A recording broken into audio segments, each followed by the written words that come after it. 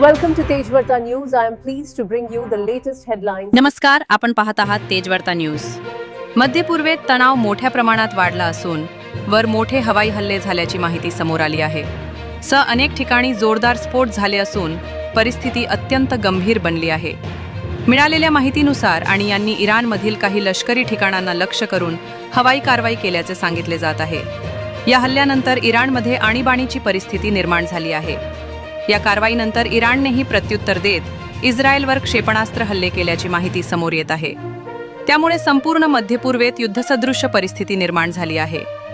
या तणावाचा परिणाम जागतिक अर्थव्यवस्थेवरही होण्याची शक्यता आहे. तेलाच्या किमती वाढण्याची शक्यता व्यक्त केली जात असून अनेक देशांनी आपल्या नागरिकांना सतर्क राहण्याचा सल्ला दिला आहे. दरम्यान या संघर्षामुळे जगभरात चिंतेचे वातावरण निर्माण झाले असून परिस्थिती पुढे कशी बदलते याकडे संपूर्ण जगाचे लक्ष लागले आहे. अधिक अपडेटसाठी पाहत रहा तेजवार्ता न्यूज.